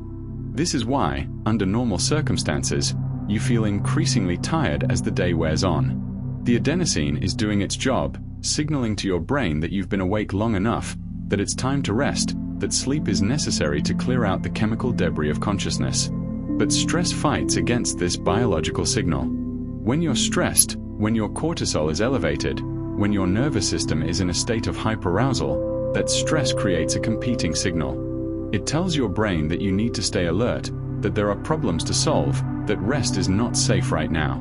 And somehow, impossibly, this stress signal can override the adenosine. It can overpower the accumulated sleep pressure of an entire day. So you lie there with high levels of adenosine, with enormous biological pressure to sleep, and yet you remain awake. Your body is exhausted. The chemical signal for sleep is screaming, but the stress signal is screaming louder, and your brain responds to the louder alarm. This creates a state that feels utterly contradictory. You're simultaneously exhausted and wired. Your body desperately needs rest, but your mind refuses to provide it. The fatigue is real, you can feel it in every cell, but the wakefulness is equally real. They exist side by side, two opposing forces locked in stalemate, neither one able to fully win. And here's where the paradox deepens. If sleep doesn't begin, adenosine can't be cleared. Sleep is the process by which your brain clears away the adenosine that's accumulated during wakefulness. While you sleep, particularly during deep sleep, your brain's waste clearance system activates, flushing out the adenosine and other metabolic byproducts, essentially resetting the system so you can wake up feeling refreshed. But if you don't sleep, the adenosine just stays there. It keeps accumulating. The next day, you wake up, or more accurately, you get up, since you never really slept, with adenosine levels that are already elevated. The sleep pressure starts the new day higher than it should be. You feel tired immediately, as if you never had a chance to reset. And then you go through another day. More neural activity, more energy expenditure, more adenosine production. And now it's building on top of the adenosine that never got cleared from yesterday. The sleep pressure is enormous, crushing, overwhelming. You should be able to sleep easily tonight, right? With this much adenosine, with this much accumulated fatigue, surely sleep will be unavoidable. But stress doesn't care about your adenosine levels. If the conditions that kept you awake last night are still present, the worries, the hyperarousal, the racing thoughts, they can override even this intensified sleep pressure. And so you lie there again, even more exhausted than the night before, even more desperate for rest, and still, maddeningly, unable to sleep. This is the exhaustion paradox in its fullest expression. The more sleep-deprived you become, the more your need for sleep should override everything else. But somehow, the mechanisms of wakefulness can persist even in the face of extreme fatigue. You're too tired to function, but not tired enough to sleep. The biological pressure is there, enormous and undeniable, but it's not sufficient to overcome the forces keeping you awake. And the longer this continues, the more your brain begins to learn. It forms biochemical memories of sleep deprivation. This isn't metaphorical. Your brain is physically changing in response to repeated sleeplessness. Neural pathways are being reinforced. Chemical patterns are being established. Your brain is, in essence, getting better at being awake when it should be asleep. Neurons that fire together wire together, as the saying goes. And if your brain repeatedly experiences the pattern of lying in bed while remaining alert, of associating nighttime with wakefulness, of maintaining arousal in the face of sleep pressure, that pattern becomes more entrenched. It becomes easier for your brain to fall into that pattern again in the future. This is why chronic insomnia can become self-perpetuating. It's not just that you're worried about not sleeping, although that's part of it.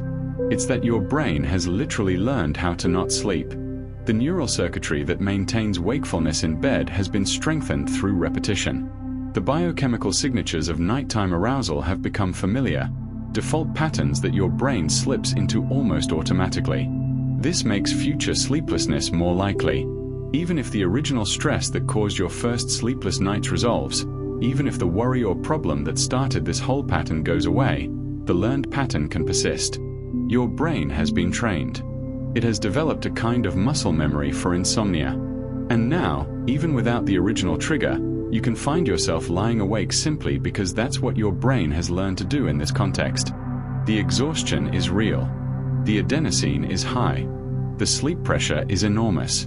But the learned pattern of wakefulness is also real, also powerful, also capable of maintaining arousal despite every biological signal screaming for rest. You can feel this exhaustion in your body. Your muscles are heavy. Your eyes burn. You feel weak, depleted, running on empty. This is the adenosine, the accumulated fatigue, the body's desperate need for the restoration that only sleep can provide. Every fiber of your physical being wants to shut down, to stop, to rest. But your mind is wired, alert, active. thoughts racing despite the exhaustion.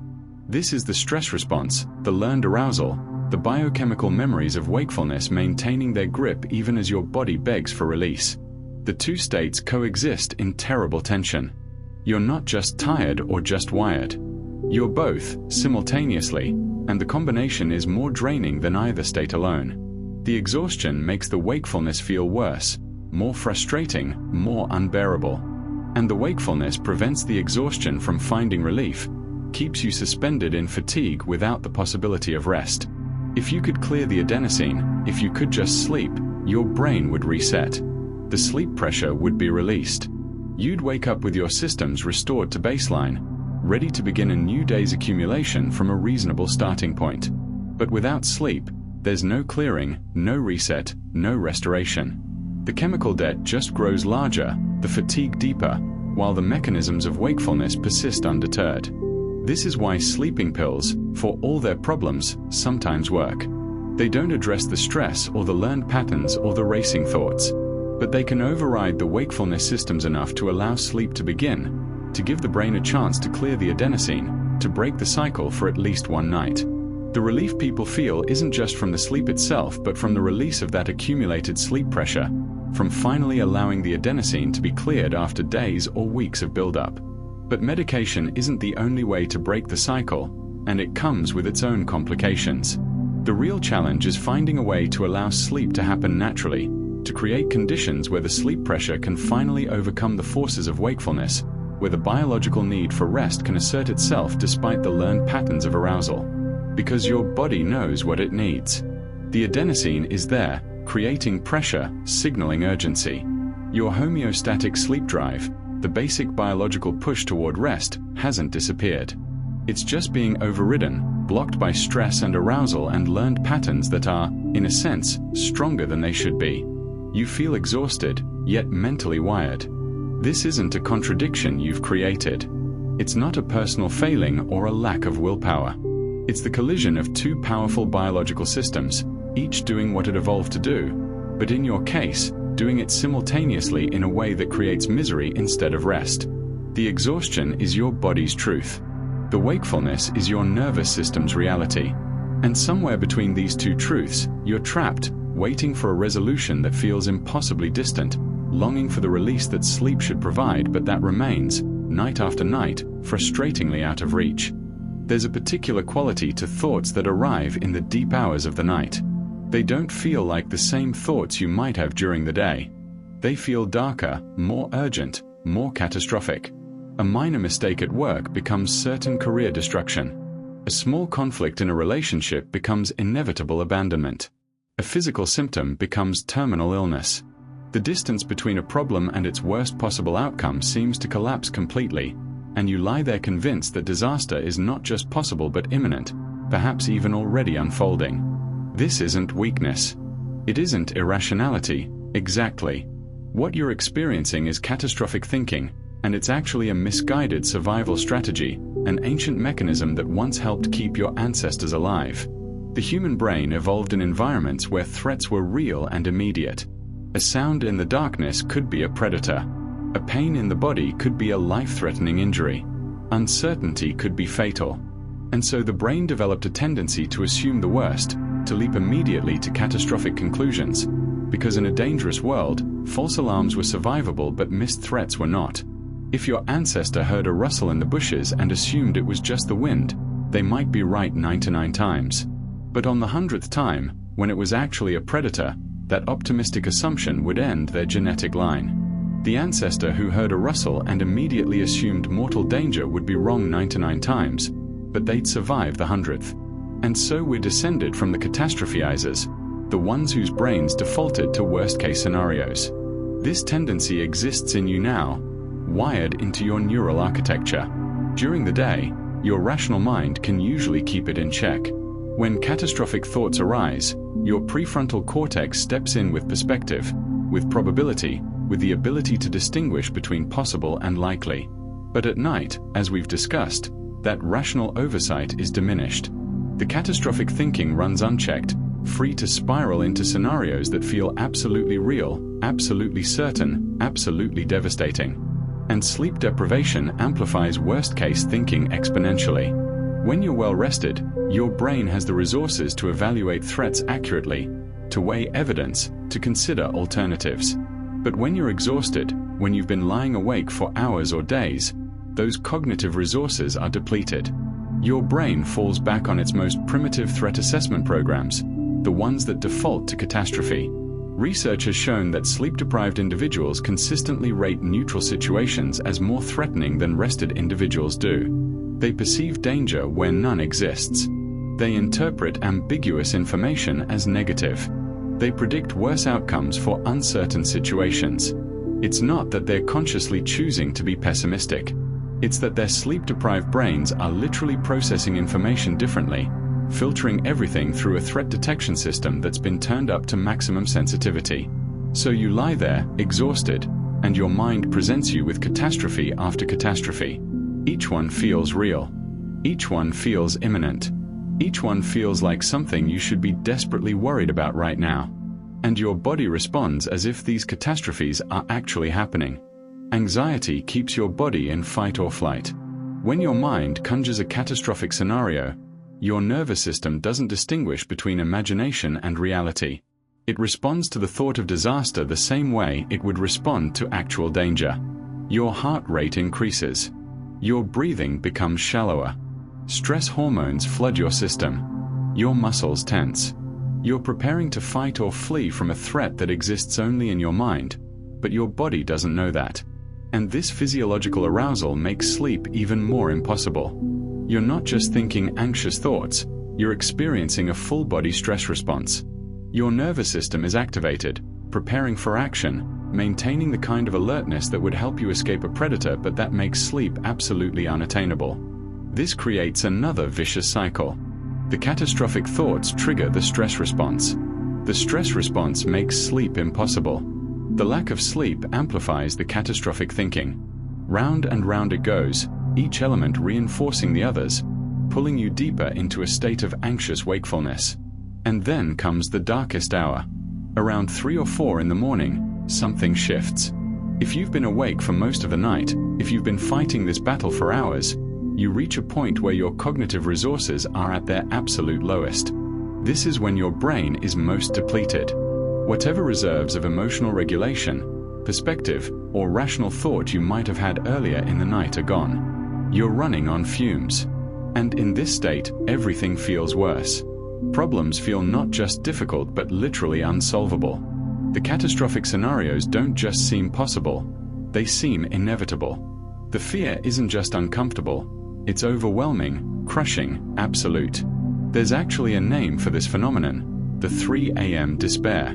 It's recognized by sleep researchers and mental health professionals as a particularly vulnerable time, a nadir of psychological resilience that occurs in the deep middle of the night when both physical and cognitive resources are at their lowest ebb. In this state, you might find yourself thinking things you would never think during the day. That your life is hopeless. That you've made irreversible mistakes. That everyone would be better off without you. That there's no solution to your problems, no way forward, no possibility of things getting better. These thoughts feel true with a certainty that's terrifying, as if you're finally seeing reality clearly for the first time. But you're not seeing reality clearly. You're seeing reality through the distorted lens of a severely depleted brain. This is a temporary brain state, not an accurate assessment of your life or your future. The problems that feel unsolvable at 3 in the morning often resolve themselves, or at least become manageable, by mid-morning. The catastrophic scenarios that seemed inevitable in the darkness frequently evaporate in daylight.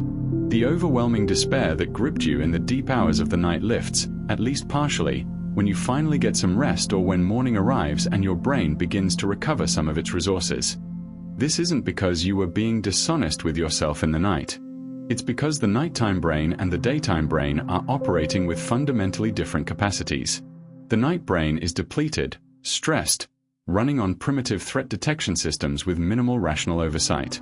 The day brain, even when tired, has more resources, more perspective, more ability to evaluate situations accurately. And here's something worth holding onto, something worth remembering as you lie there in the grip of catastrophic fear. Most nighttime fears never come true. If you kept a journal of all the catastrophes your mind predicted at 3 in the morning, and then checked back weeks or months later to see how many actually occurred, you'd find that the vast majority never materialized. They were phantoms, products of a depleted brain trying to make sense of uncertainty by defaulting to worst-case scenarios. Your anxious mind is a poor predictor of reality. It feels like it's warning you of genuine dangers, preparing you for inevitable disasters, showing you the truth of how bad things really are. But it's not.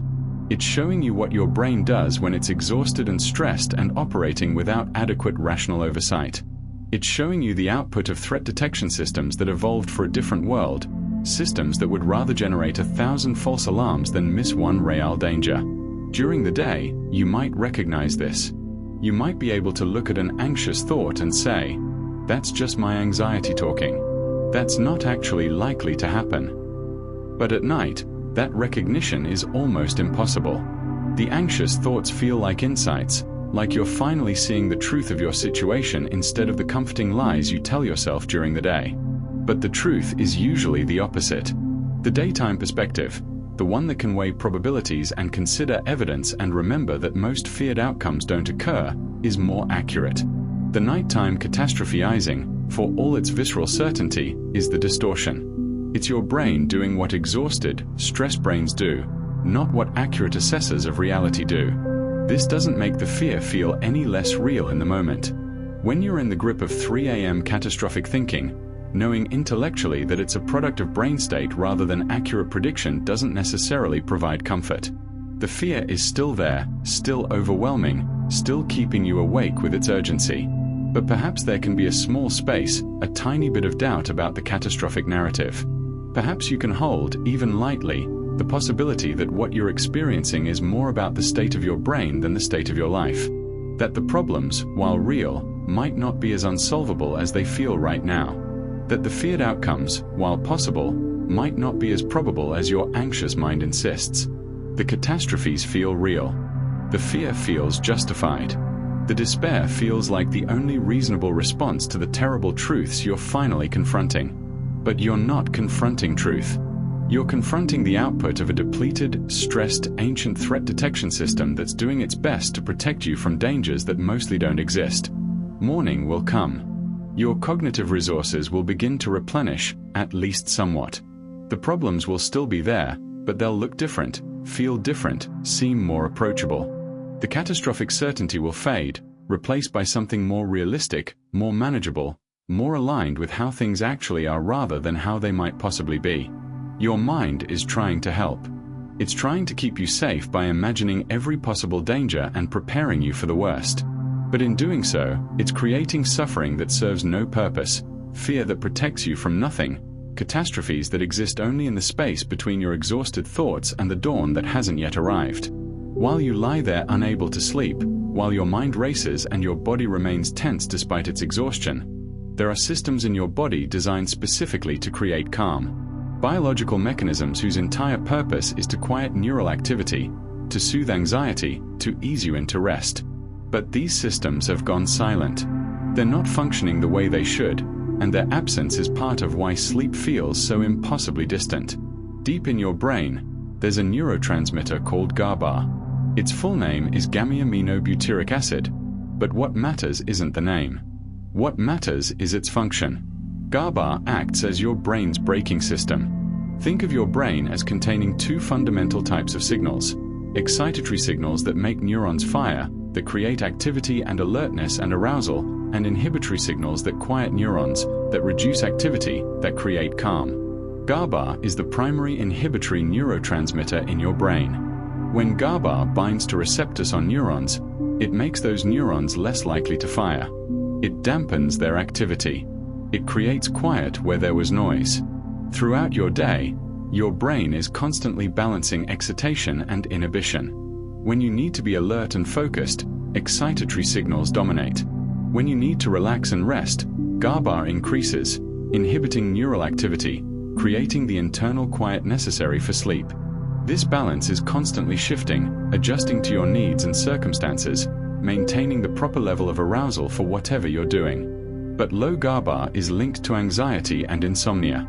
When you don't have adequate GABA activity, When these inhibitory signals are weak or insufficient, your brain becomes overactive. There's too much excitation and not enough inhibition. Neurons fire too readily. Mental activity accelerates. Anxiety increases. And sleep, which requires a significant increase in inhibitory activity, becomes very difficult to achieve. Research has consistently shown that people with chronic insomnia often have lower levels of GABA in key brain regions. Their braking system is compromised. Even when they want to quiet their minds, even when they're trying to relax, the biological mechanism that should create that quiet isn't working properly. And stress depletes GABA further. When you're chronically stressed, your brain's production of GABA decreases. The receptors that GABA binds to can become less sensitive. The entire system becomes less effective at creating inhibition. So the very condition that makes you most need the calming effects of GABA is also the condition that reduces GABA's availability. This creates a dangerous imbalance. The excitatory systems in your brain, the ones driven by stress and cortisol and norepinephrine, remain active or even become hyperactive. But the inhibitory systems, the ones that should counterbalance that excitation, are depleted. The balance between excitation and inhibition collapses. What results is a brain that can't properly regulate its own activity. There's too much signal and not enough silence. Too much activation and not enough calming. Your neurons are firing, your thoughts are racing, your mental activity is high, and there's insufficient inhibitory force to bring any of it down to the levels required for sleep. You can't directly sense your GABA levels. You can't feel the balance between excitation and inhibition. But you can feel the effects. The inability to quiet your mind. The sense that your thoughts won't stop. The way relaxation techniques that should work somehow don't. These are all manifestations of a brain that's lost its ability to inhibit itself, to apply its own brakes, to create the neural quiet that rest requires. But GABA isn't the only calming system that's gone silent. There's another, equally important mechanism that should be creating rest in your body, and it too has been suppressed by stress and arousal. Running from your brainstem down through your chest and into your abdomen is a nerve called the vagus nerve. It's the longest cranial nerve in your body, and it serves as the primary pathway for what's called the parasympathetic nervous system, the part of your autonomic nervous system responsible for rest and digestion, for the state sometimes called rest and digest as opposed to fight or flight. When your vagus nerve is active, when it has what researchers call good vagal tone, it creates a cascade of calming effects throughout your body. Your heart rate slows. Your breathing deepens. Your digestion functions properly. Inflammation decreases. Stress hormones are regulated. Your body enters a state of physiological calm that supports rest and healing and, crucially, sleep.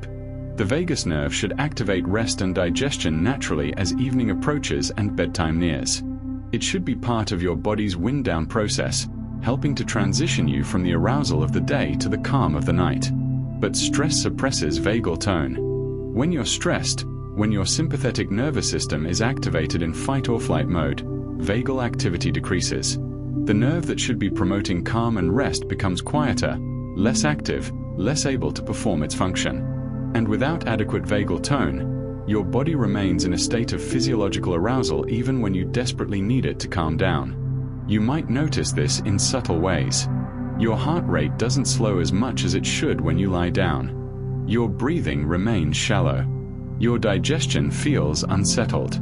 These are all signs that your vagus nerve isn't doing its job, that the parasympathetic system that should be active at night has been overridden by the sympathetic system that keeps you ready for action.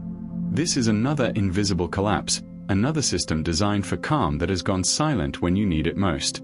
Your GABA isn't providing sufficient inhibition. Your vagus nerve isn't activating the rest response. And so you lie there with a brain that won't quiet and a body that won't settle, caught in arousal that these systems should be able to counteract but can't. But here's something important, something that offers at least a glimmer of possibility. These systems can be influenced. Not easily, not instantly, but they can be activated through specific physical actions.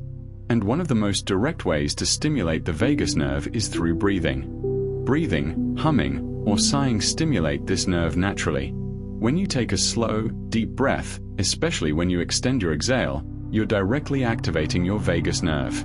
The nerve has sensors in your respiratory system, and slow, deep breathing sends signals that promote vagal activity. This isn't meditation or visualization or something that requires mental effort. It's a direct physical pathway to activating your calming systems. Humming does something similar. The vibration created by humming stimulates the vagus nerve where it passes through your throat and chest. There's a reason why chanting and singing have been used in religious and meditative traditions for thousands of years. They're not just creating sound, they're physically activating the biological systems that create calm. Even sighing, that natural release that happens when you're stressed or tired, is a vagal stimulation. It's your body's instinctive attempt to reset, to activate the parasympathetic system, to create a moment of release in the midst of tension. And here's what's remarkable. Physical calm can change brain chemistry. When you activate your vagus nerve, when you stimulate the parasympathetic system, you're not just creating physical relaxation. You're influencing neurotransmitter levels. You're affecting the balance between excitation and inhibition. You're potentially increasing GABA activity. The body and the brain are not separate systems. They're deeply interconnected, and changing one changes the other. This doesn't mean that a few deep breaths will instantly solve your insomnia. If your GABA levels are chronically low, if your vagal tone has been suppressed by months or years of stress, these systems won't instantly repair themselves.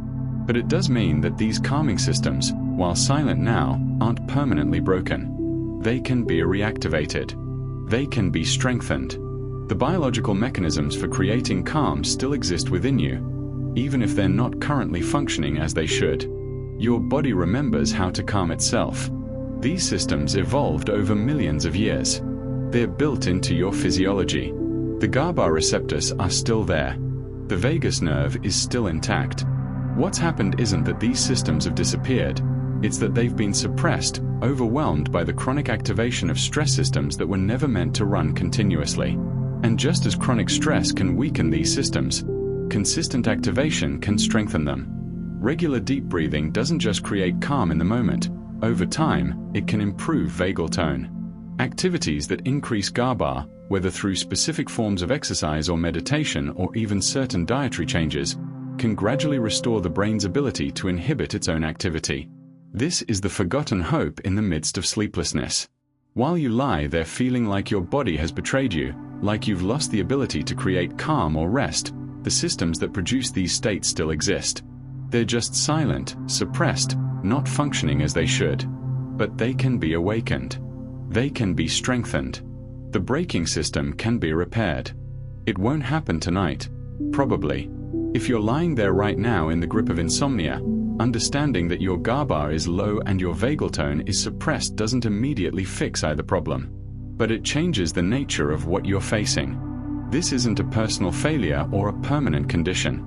It's a biological imbalance, and biological imbalances can be addressed. Somewhere in your body, beneath the racing thoughts and the physical tension and the desperate desire for sleep, the mechanisms for calm still exist. They're just waiting, silent and suppressed, for the conditions that will allow them to function again. And creating those conditions, gradually strengthening these forgotten systems, might be part of the path back to the rest you're seeking.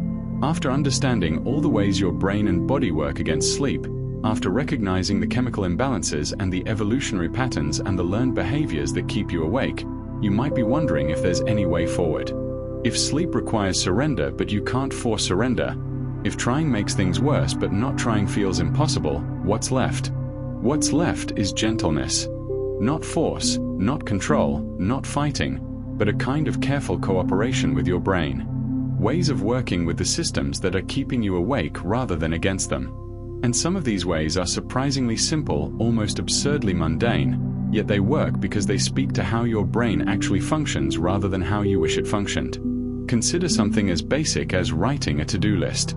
You might think that thinking about your tasks before bed would increase anxiety, would add to the mental load that's keeping you awake. But research has shown something counterintuitive. Writing a to-do list before bed actually signals safety to the brain. When you have unfinished tasks swirling in your mind, your brain interprets this as potential danger. Something important hasn't been handled. Something might be forgotten. The threat detection systems stay partially active, maintaining vigilance, ensuring you won't forget whatever needs to be done. This creates a subtle background arousal, a slight activation that's enough to interfere with sleep even if you're not consciously worried about the tasks. But when you write those tasks down, you're essentially telling your brain, "I've got this. It's recorded. I won't forget it. You can stop monitoring now." And often, remarkably, the brain complies. The background vigilance decreases. The subtle arousal fades. You've externalized the memory, taken it out of your head and put it somewhere safe, and your brain can finally let go of holding onto it. This isn't about solving the tasks or completing them. You haven't actually done any of the things on the list. But you've acknowledged them, captured them, created a system for remembering them. And for many people, this simple act is enough to reduce the cognitive arousal that was preventing sleep. Then there's something called cognitive shuffling, a technique that mimics natural sleep onset in a way that can sometimes trick your brain into actually beginning that process. Here's how it works. You think of a random, emotionally neutral word, something simple like bedtime or garden. Then you visualize objects that start with each letter of that word, one at a time, holding each image briefly before moving to the next. So for bedtime, you might visualize banana, beetle, bridge, balloon, and so on for B. Then egg, elephant, envelope for E. The images should be simple, concrete, emotionally neutral. Not things that matter to you or trigger thoughts or connect to your worries. Just random, meaningless objects. Why does this work? Because it mimics what happens naturally as you fall asleep. As your brain transitions from wakefulness to sleep, your thoughts become more random, more image-based, less logical. They start jumping from topic to topic without clear connections. This is the natural loosening of conscious thought that precedes sleep. By deliberately creating that pattern, by forcing your thoughts into randomness and imagery, you're essentially giving your brain the signal that it's okay to transition. You're creating the mental conditions that normally accompany sleep onset. And sometimes, the brain responds by actually initiating that transition. Cognitive shuffling works for some people and not others. It's not a miracle cure. But what's interesting about it is the principle behind it. Instead of trying to stop thinking, you're redirecting thinking into a pattern that's compatible with sleep. You're not fighting your mind's need to process. You're just changing what it processes and how. Another gentle approach is scheduled worry time. This sounds counterintuitive. Why would you deliberately schedule time to worry? But the logic is sound, and it teaches the brain containment. Here's how it works. During the day, ideally in the late afternoon, you set aside 15 to 20 minutes to deliberately worry. You write down your concerns, you think through worst-case scenarios, you let your mind go to all the places it wants to go at night. But you do this in a structured way, at a specific time, with a clear beginning and end. When worries arise at other times, including at night, you acknowledge them and then tell yourself, "I'll think about this during worry time." You're not suppressing the worry. You're not pretending it doesn't exist. You're just postponing it, containing it, giving it a designated time and place. What happens over time is that your brain learns this structure. It learns that worries will be attended to, but not right now. The urgency decreases because there's a system for handling concerns. You're not ignoring them or pretending they don't matter. You're just creating boundaries around when and how you engage with them. And here's what often happens. Worries lose their urgency when given structure. The concern that feels absolutely critical at 3 in the morning often seems much less pressing when you encounter it during scheduled worry time. Stripped of the heightened emotion of nighttime catastrophizing, examined in the light of day with more cognitive resources available, worries reveal themselves to be more manageable than they seemed in the dark. You might even find that by the time worry time arrives, you can't quite remember what you were so concerned about the night before. Or if you do remember, it doesn't carry the same weight, the same sense of imminent catastrophe. This teaches your brain, gradually, that nighttime worries are not reliable indicators of actual urgency. They're products of a particular brain state, not accurate assessments of reality. Then there's mindfulness, which has become such a common recommendation that the word itself might trigger eye rolling. But the research on mindfulness for sleep is actually quite robust. Regular mindfulness practice reduces cognitive arousal, and it does so measurably, observably, over the course of weeks. Mindfulness isn't about emptying your mind or achieving some perfect state of peace. It's about observing your thoughts and feelings without getting caught up in them, without judging them, without trying to change them. You notice a thought, you acknowledge it, and you let it pass. You don't suppress it. You don't engage with it. You just observe it, the way you might observe a cloud passing in the sky. This practice, done regularly during the day, changes how your brain relates to thoughts at night. You become less reactive to the appearance of thoughts, less likely to grab onto them and follow them down rabbit holes, more able to simply notice that thinking is happening without becoming absorbed in the content of the thoughts. This doesn't happen overnight. It takes weeks of practice before the effects become noticeable. But what changes is the fundamental relationship between you and your thoughts. Instead of thoughts being commands that must be obeyed or threats that must be fought, they become just thoughts. Mental events that arise and pass, no more inherently meaningful or urgent than any other passing sensation. And when thoughts lose some of their grip, when you can experience them without being controlled by them, sleep becomes more accessible. Not because you've stopped thinking, but because thinking no longer creates the same level of arousal and engagement that it once did. What all of these approaches have in common is that they don't try to control the brain.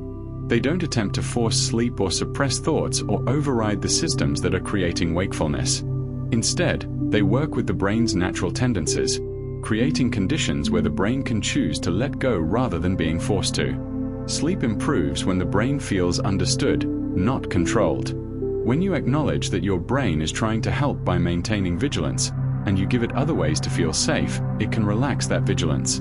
When you recognize that thoughts need to be processed and you create structured times for that processing, thoughts can quiet at night. When you work with the natural patterns of sleep onset instead of fighting against wakefulness, the transition becomes more possible. This is the opposite of the trying that makes everything worse. This is a kind of collaboration, a partnership with your own nervous system. You're not battling against your brain. You're listening to what it needs, understanding why it's doing what it's doing, and offering it alternatives that might allow it to release its grip on wakefulness. None of this is guaranteed to work on any given night. You might write your to-do list and still lie awake. You might practice cognitive shuffling and find your mind wandering back to worries.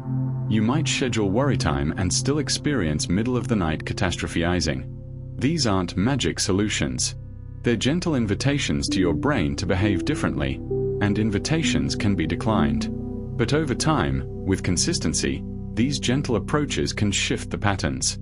The brain learns that it can let go, that safety doesn't require constant vigilance, that thoughts don't need to be engaged with immediately, that the transition into sleep is possible, even natural, when the conditions are right. The key is the gentleness itself, the lack of force, the absence of trying to control or suppress or fix. When you stop fighting against your brain and start working with it, when you understand its concerns and address them rather than overriding them, something can shift. Not immediately, not dramatically, but gradually, almost imperceptibly, the grip of wakefulness can begin to loosen. Your brain doesn't need to be controlled. It needs to be understood. It needs to feel safe enough to let go. And these gentle methods, simple as they might seem, speak to that need in ways that force and control never can. So here you are, lying in the darkness, perhaps having listened to this entire journey through the mechanisms of wakefulness, the chemistry of sleeplessness, the ancient patterns that keep your mind alert when your body needs rest. And maybe you're still awake. Maybe the thoughts are still racing, the worry still present, sleep still feeling impossibly distant. If so, there's something important you need to understand, something to hold on to as you lie there in the quiet hours. Your racing thoughts are not a failure. They're not evidence that you're broken or weak or doing something wrong. They're not a character flaw or a personal deficiency or a sign that you lack the discipline or strength to simply relax and sleep like a normal person. What you're experiencing is biology, chemistry, and evolution intersecting in the particular moment of your life, in the specific circumstances of your nervous system, in the unique way your brain happens to be wired. The default mode network that activates when you lie down, creating that inward turn of attention, that's biology. The dimming of your prefrontal cortex that makes rational thought harder at night, that's chemistry. The hypervigilance that kept your ancestors alive in the darkness, that's evolution. None of these things are your fault. None of them reflect poorly on you as a person. You inherited a nervous system with certain tendencies. You've lived through experiences that have shaped how that nervous system responds to stress. You exist in a modern world that activates ancient threat detection systems in ways they were never designed for. And all of this comes together in these nighttime hours, creating the experience of lying awake, thoughts racing, sleep elusive. But understanding this, truly taking it in, can change something fundamental about how you experience these wakeful nights. When you stop seeing your sleeplessness as a personal failure and start seeing it as a biological condition, the self-blame can begin to fade. And with it, some of the secondary suffering, the frustration, the shame, the sense that you should be able to do this better. The thoughts are still there. The wakefulness is still real. But the layer of suffering you were adding by judging yourself for it, by treating it as evidence of your inadequacy, that can begin to lift. And here's another truth to carry with you into the darkness. Night exaggerates thoughts. It does not reveal truth.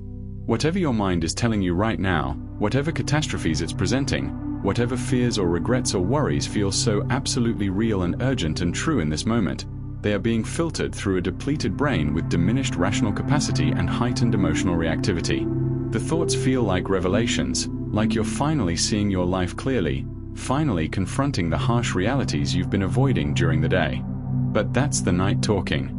That's the exhaustion and the depleted prefrontal cortex and the elevated amygdala and the absence of perspective that comes when your cognitive resources are at their lowest.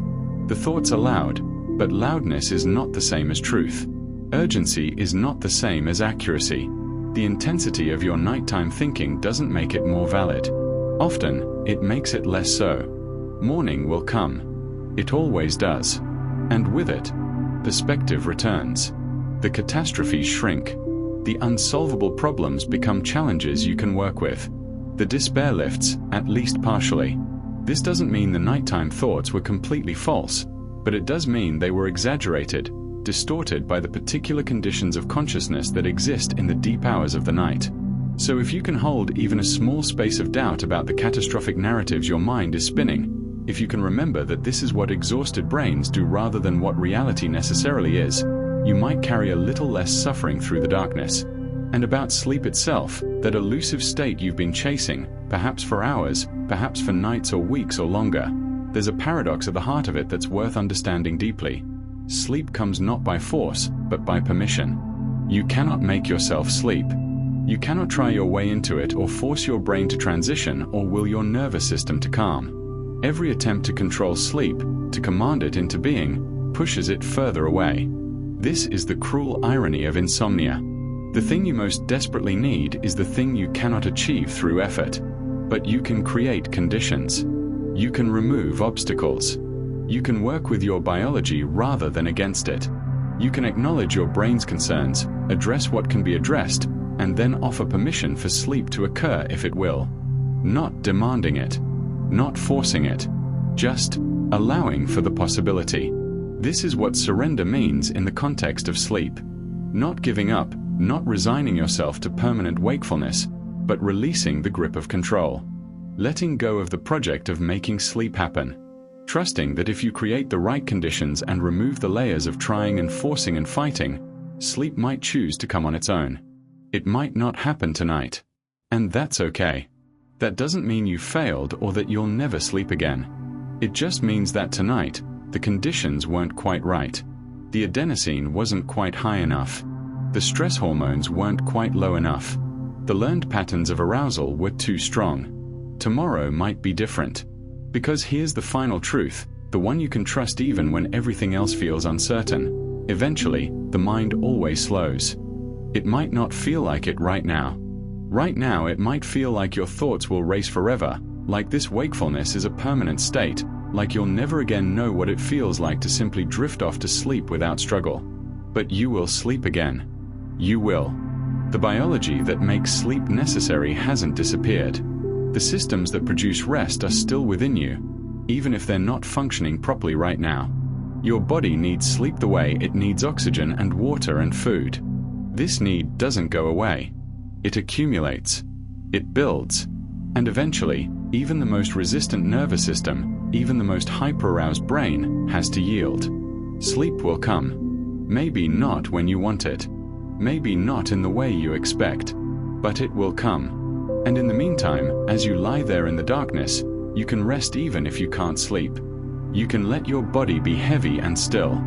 You can allow your breath to deepen. You can give your muscles permission to soften. You can stop fighting against the wakefulness and simply be with it, accepting this moment for what it is rather than struggling against what it isn't. The thoughts will continue. They'll arise and pass, like waves on a shore. You don't have to engage with them. You don't have to solve them or suppress them or believe them. You can just let them be there, doing what thoughts do, while you rest in the quiet spaces between them. Your racing mind is not your enemy. It's a part of you that's trying, in its confused and sometimes counterproductive way, to keep you safe. It's working with ancient programming and depleted resources and learned patterns that no longer serve you. But it means well. It's doing its best. And you're doing your best too. Simply by being here, by trying to understand, by looking for a way forward through the sleepless nights, you're doing what you can. That's enough. You're enough. Even with the racing thoughts. Even with the insomnia. Even in this moment of wakefulness that you didn't choose and don't want. The night is long, but it's not infinite. Morning will come with its light and its shift in perspective and its small mercies. And before morning, sleep might arrive, quietly, unexpectedly, in one of those moments when you finally stop chasing it. So rest now if you can. Let your body sink into the softness beneath you. Let your breath find its own rhythm. Let the thoughts come and go like clouds across a vast sky. You don't have to do anything. You don't have to fix anything. You don't have to make sleep happen. You just have to be here, in this moment, in this body, in this quiet darkness.